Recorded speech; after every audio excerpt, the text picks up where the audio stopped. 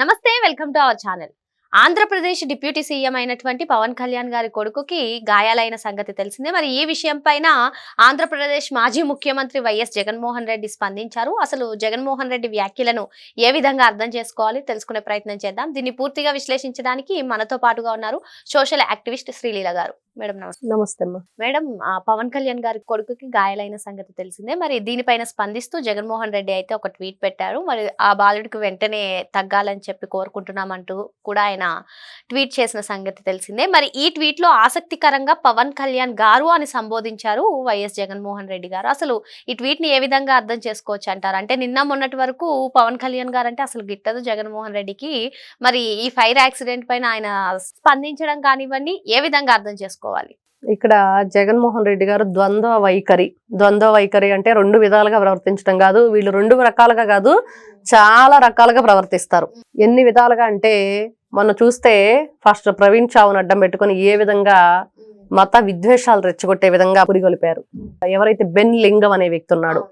అలాగే తర్వాత చూసుకుంటే 2 రోజుల నుంచి వైఎస్ఆర్సీపీ సోషల్ మీడియాలో ఏదైతే విపరీతంగా ట్రోల్ అవుతున్నదో ఏంటంటే హిందూ ధర్మాన్ని కాపాడుతున్న జగన్మోహన్ రెడ్డి అని. ఏ విధంగా కాపాడుతున్నాడు అసలు జగన్మోహన్ రెడ్డి? ఎప్పుడు కాపాడాడు? ఎలా కాపాడాడు? మరి ఏదైనా విరాళాలు ఇచ్చాడా? లేకపోతే పండితుల్ని పెంచి పోషిస్తున్నాడా? ఇతను ఏ విధమైన సహాయ సహకారాలు అందించాడు అంటే ఏదీ లేదు. కేవలం వీళ్ళు మాటలకే పరిమితం అయింది అదంతా. ఈ రోజున మళ్ళీ చూసుకుంటే కొత్తగా పవన్ కళ్యాణ్ గారు అంటూ ఉద్దేశించి ఒక పోస్ట్ అయితే షేర్ చేయటం ఉందో ట్వీట్ చేశారు అని. అది ఆ బాలుడు పసిపిల్లోడు అక్కడ ఏదైతే స్కూల్లో ఫైర్ యాక్సిడెంట్ జరగటం కానీ ఆ బాబుకి ఏదో కొంచెం గాయాలు అవ్వటం, అది హాస్పిటల్లో జాయిన్ చేశారు. ఇవన్నీ కూడా మనకు తెలుస్తున్న సమాచారం. కానీ నిజంగా పవన్ కళ్యాణ్ గారి వాళ్ళ బాబుకి త్వరగా తగ్గాలని, అతను కోలుకొని మళ్ళీ హ్యాపీగా మంచిగా ఉండాలని చెప్పేసి ఆరోగ్యంగా అందరం కోరుకుంటున్నాం. కానీ జగన్మోహన్ రెడ్డి గారి మాటల్ని ఏ విధంగా మనం చూసుకోవాలి అంటే నిజంగా ఏదో ఒక లాభం ఉంటే గానీ ఏ పనైనా చేయడు జగన్మోహన్ రెడ్డి అనేది అందరికీ తెలిసిన విషయం. ఏదో ఒక లాభాపేక్షతోటే ఆ రోజును చూస్తే సొంత చెల్లిని తల్లిని ఏ విధంగా వాడుకున్నాడు రాజకీయాల కోసం. ఏ విధంగా అన్న వదిలిన బాణం బూమరాంగా ఇచ్చి మళ్ళీ తగిలాక ఏం జరుగుతుందంటే ఈ రోజున నువ్వు రాజకీయాల్లో ఉండటానికి వీల్లేదు, నువ్వు రాజకీయాల్లోకి రాకూడదు, కేవలం ఇంటి కుటుంబం నుంచి ఒకరే ఉండాలని చెప్పేసి తల్లిని చెల్లిని కూడా దూరంగా పెట్టావు. మరి ఆ రాజకీయానికి ఆ రోజున ఆ కుటుంబం నుంచి వచ్చిన చెల్లెలే కదా అన్న వదిలిన బాణంగా మరి రాష్ట్రం అంతా కూడా పర్యటన చేసింది. నిన్ను ముఖ్యమంత్రి హోదాలో కూర్చోబెట్టింది ఆ చెల్లెలే కదా. మరి ఆ రోజు ఒకలాగా ఈ రోజు ఒకలాగా. ఇంతకుముందు పవన్ కళ్యాణ్ గారి విషయంలో చూసుకుంటే ఇతను ఫీజు రియంబర్స్మెంట్ కానీ అమ్మఒడి గురించి కానీ పిల్లలకి స్కూల్కి వెళ్ళి చెప్పేటప్పుడు వాళ్ళకి సంబంధించిన విద్యాబుద్ధుల గురించి మాట్లాడాల్సిన ఈ ముఖ్యమంత్రి హోదాలో ఉండి ఒకప్పుడు ఏం మాట్లాడారంటే పవన్ కళ్యాణ్ గారి 3 పెళ్లిళ్ళ గురించి మాట్లాడిన ఘనుడు జగన్మోహన్ రెడ్డి. మరి అదే విధంగా ఎక్కడికి వెళ్ళినా కూడా చంద్రబాబు నాయుడు గారికి దత్తపుత్రుడు పవన్ కళ్యాణ్ అని. అంతెందుకు, చంద్రబాబు నాయుడు గారిని అక్రమంగా అరెస్ట్ చేసి రాజమండ్రి సెంట్రల్ జైల్లో ఉంచితే చూడటానికి వెళుతున్న ఎవరైతే మన పవన్ కళ్యాణ్ గారిని రెడ్ రోడ్డు మీద ఆయన పడుకొని నిరసన తెలిపిన వైనం విజయవాడ నుంచి అతను వెళ్ళనివ్వలేదు.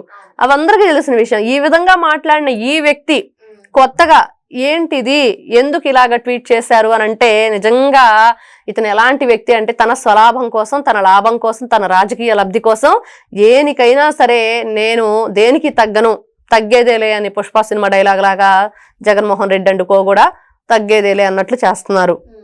అంటే జనసేనను మచ్చిక చేసుకోవడం కోసం అంటారా, లేదు అంటే వైసీపీ రాజకీయ భవిష్యత్తు ప్రశ్నార్థకంగా మారిందని ఈ వ్యూహంకి ఆలోచించారంటారా? ఏమంటారు మీరు? ఇక్కడ 2 విధాలుగా ఆలోచించాలి. ఒకటి, ఇప్పుడు ఇది ప్రశ్నార్థకంగా మారింది అంటే నిజంగా వీళ్ళ కేసులన్నీ కూడా బయటకు తీయటం, ఎన్ని విధాలుగా వీళ్ళు రాష్ట్రాన్ని దోచుకున్నారు అనేది ఒకటి. ఇంకొకటి, వీళ్ళు రేపు ఈ దోచుకున్నవన్నీ కూడా ఇప్పుడు తిరుపతి లడ్డు విషయం ఉంది, ఛార్జ్ షీట్ దాఖలు చేయబోతున్నారు. దాంట్లో ఎవరెవరి పేర్లు ఉన్నాయి. మరి హిందూ ధర్మాన్ని కాపాడుతున్న వ్యక్తులు పవన్ కళ్యాణ్ గారు కూడా ఉన్నారు. కొంచెం గట్టిగా మాట్లాడే వ్యక్తి ఆయన కూడా. ఎందుకంటే మాలది వేసుకుంటారు, నిష్టగా ఉంటారు, మనం చూస్తూ ఉంటున్నాం ఎన్నోసార్లు. మరి ఈ విధమైన చర్యలు తన వైపు రాకుండా ఉండాలంటే ఏదో ఒక విధంగా వీళ్ళని మంచి చేసుకోవాలి. లేకపోతే తన రాజకీయ లబ్ధి తప్పించి ఇక్కడ ఎటువంటి అతనికి స్వలాభం అంటాం అలాంటి స్వలాభేక్ష లేకుండా అతను ఏ పని చెయ్యడు.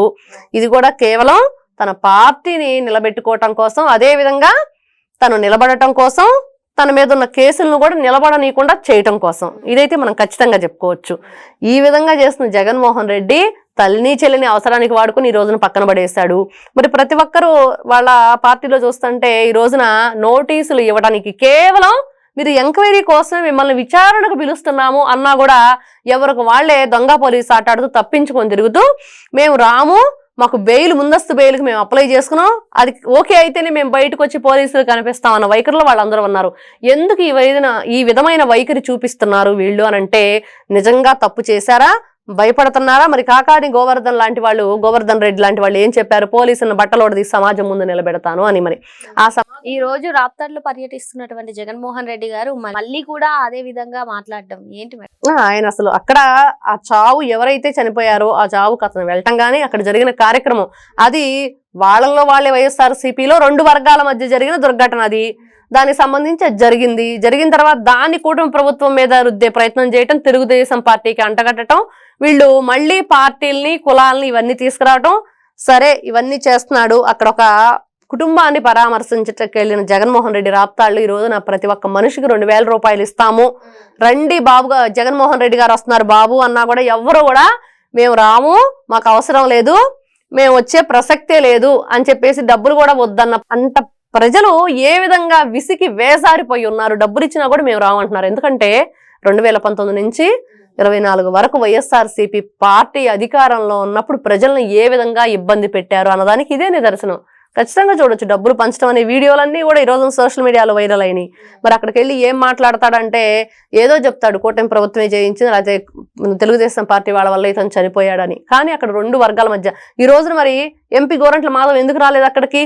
ఎందుకంటే అతనే అక్కడికి కొన్ని విషయాల్లో కర్మకర్త క్రియగా ఉన్నాడు కాబట్టి వాళ్ళ మధ్య కొన్ని విద్వేషాలు ఉండి అవి గతంలో జరిగినవన్నీ కూడా దానివల్ల అతను చనిపోయాడు అనేది అందరికీ తెలిసిన విషయం. కానీ వీళ్ళు కొత్తగా జనానికి ఏదో చేద్దాము, లేకపోతే కొత్త విషయాన్ని ఏదో చెప్దాము, దీన్ని రాజకీయ లబ్ధి కోసం వాడుకుందాం అనే విధంగా జగన్మోహన్ రెడ్డి గారు ఇంకా వాళ్ళ పచ్చకామర్ల రోగం తగ్గలేదు అనే మాట వినిపిస్తుంది. పచ్చకామర్ల వాళ్ళకి లోకమంతా పచ్చగా కనిపిస్తున్నట్టుగా జగన్మోహన్ రెడ్డి అండుకో వైసీపీ వాళ్ళందరికి కూడా పచ్చకామర్లది జబ్బు ఉంది అని చెప్పి ఈ రోజున ప్రతి ఒక్కరూ అనుకుంటున్న విషయం. వీళ్ళకి అద్దంలో చూసుకుంటే చంద్రబాబు నాయుడు గారే కనిపిస్తున్నారు తప్పించి వీళ్ళైతే కనిపించట్లేదు అద్దంలో.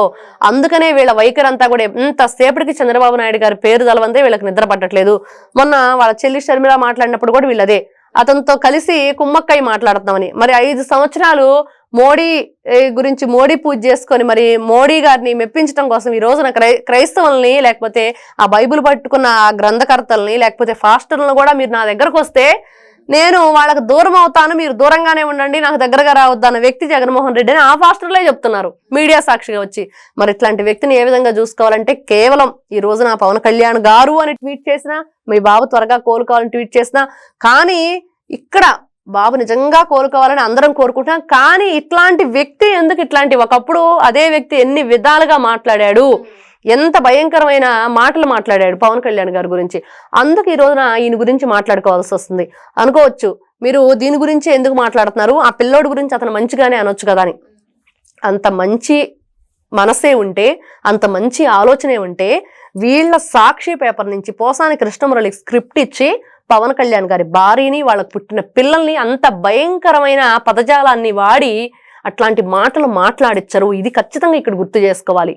ఎందుకు దీని గురించే మనం పదే చెప్పుకుంటున్నాము. ఎందుకు జగన్మోహన్ రెడ్డి గారు పవన్ కళ్యాణ్ గారు అని ట్వీట్ చేశారంటే మరి ఆ పవన్ కళ్యాణ్ గారి గురించే కదా వీళ్ళు మాట్లాడిచ్చారు. మరి పోసాని కృష్ణమురళి ఈ రోజు సంతకం పెట్టడానికి నేను వెళ్తే అదే పోలీస్ స్టేషన్ కు మళ్ళీ కొత్తగా నోటీసులు అందించారు అతనికి, మీరు వచ్చి మరి మాకు ఎంక్వైరీకి రండి, మేము విచారణకు రండి అని. మరి ఇట్లాంటి వాళ్ళు ఏ విధంగా ఉంటారంటే వాళ్ళు మంచిగా ఏది చూడరు, పచ్చకామర్ల రోగం అన్నట్లు ఏదైతే అనుకుంటున్నావో అట్లానే వాళ్ళు ఏది కూడా వాళ్ళకి మంచి కనిపించదు. ఏదైనా వాళ్ళ లబ్ధి కోసం. ఈ రోజున కన్న తల్లిని సొంత చెల్లెల్ని తను దూరం పెట్టాడు. ఒకప్పుడు రాజకీయ అపేక్ష కోసం వాడుకున్నాడు, మరి ఈ రోజున వాళ్ళని కూడా దూరం పెట్టాడు. అట్లాంటి వ్యక్తి ఏ విధంగా ఉంటాడంటే నిజంగా జగన్మోహన్ రెడ్డి గారి వైఖరి 2 విధాలుగా ఉంటుందని అందరికీ అర్థమవుతుంది. మరి మొత్తానికి జగన్మోహన్ రెడ్డి గారి వైఖరి 2 విధాలుగా ఉంటుందని చెప్పి మేడం చెప్తున్నారు. Thank you.